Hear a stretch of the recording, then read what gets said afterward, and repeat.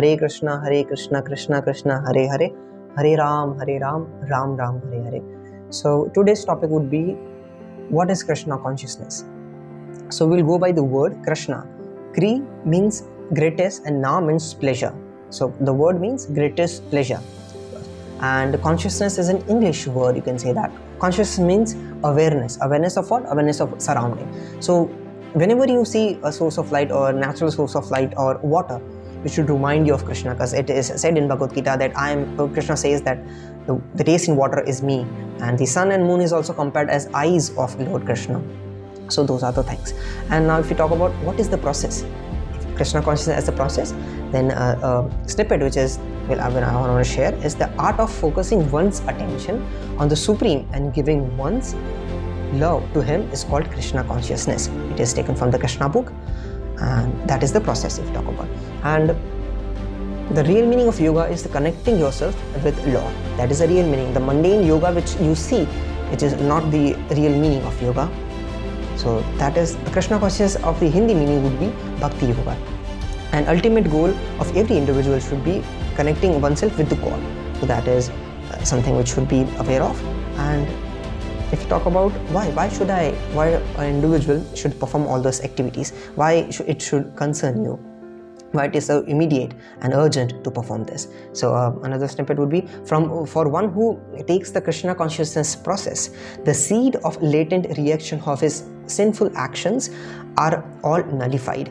Just as fire turns whatever into ashes, the process turns ashes of all, I repeat, all the sinful reactions of our past lives. It's taken from Radvidya, first chapter.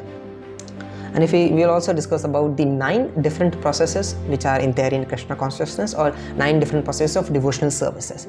So we'll go one by one. First is hearing, second is chanting, third is remembering, fourth is serving the Lord's feet, fifth is deity worship, sixth is praying, seventh is executing order, eighth is serving as a friend, and ninth is complete surrender. So that are the different processes. And out of this, the first and the second is the topmost or the utmost important. Now if you talk about hearing, where you can hear, there are many lectures in the YouTube. You can hear about different the Swamis and Prabhujis which are related to ISKCON and which preach about Krishna consciousness. And if you talk about chanting, then Maha Mantra is recommended for this age, the Kali Yuga. And if you talk about the meaning of mantra, man means mind and tra means to deliver. Deliver from what? From material condition, material bondage. So you can execute your devotional services and whatever your activities in a more peaceful and in a more smooth manner. So that is the whole essence of it. And only doing Maha Mantra, only doing mantra meditation is not enough. You have to be aware and try to avoid the 10 offenses or aprad which is related to name, or aprad or offenses related to the holy name. Along with that, we'll also talk about the Vaishnava aprad or offenses related to Vaishnava or devotees. So a snippet would be, an offenses at the lotus feet of devotees or brahmanas is a greater offense than that committed at the lotus feet of Supreme Personality of Godhead, taken from Krishna book, 4th chapter. So that is the thing. If you talk about the aprad, there are 10 offenses to the holy name. First is to blaspheme the devotees who are dedicated their life for propagating the holy name of the Lord. Second is to consider the name of demigods like Lord Shiva or Lord Brahma to be equal or independent or of the name of Lord Vishnu. Third is to disobey the orders of spiritual master. Fourth would be to blaspheme the Vedic literature or literature in the pursuance of the Vedic version.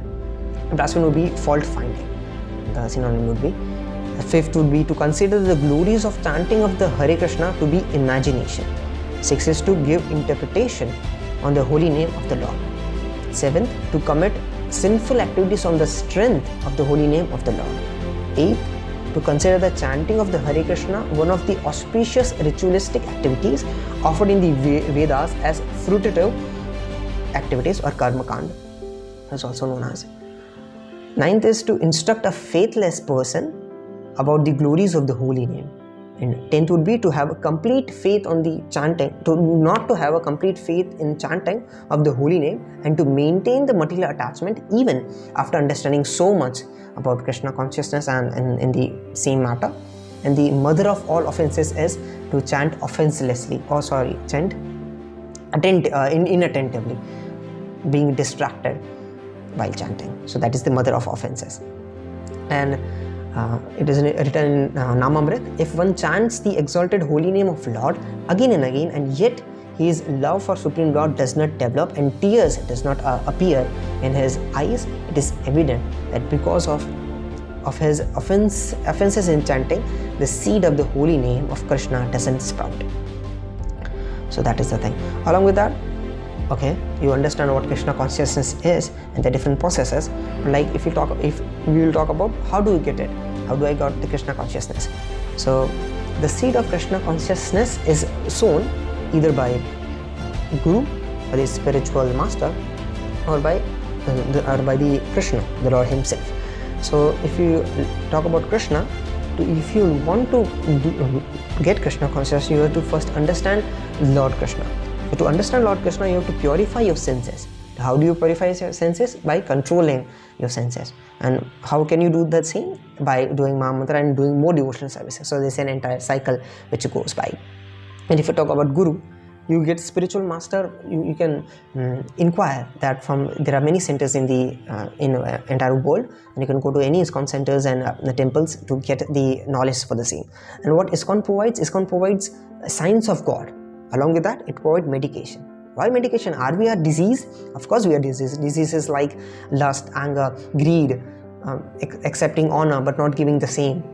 There are different anarthas and different things which you do. So those are diseases which medication is provided in the ISKCON centers, and which will help you a lot from overcoming that. So that is the thing. And along with that, the last line I would add, that why should we bother about doing all those things? Why should we do that? The difference between us and an animal is that we can inquire, we have inquisitiveness, that why I am suffering. Is there a solution? Yes, it is. The Krishna consciousness. So these are all things which we can understand, but the animal cannot. So that's the thing. This is the whole topic which I want to address. I hope you liked it. Thank you for listening. Hare Krishna.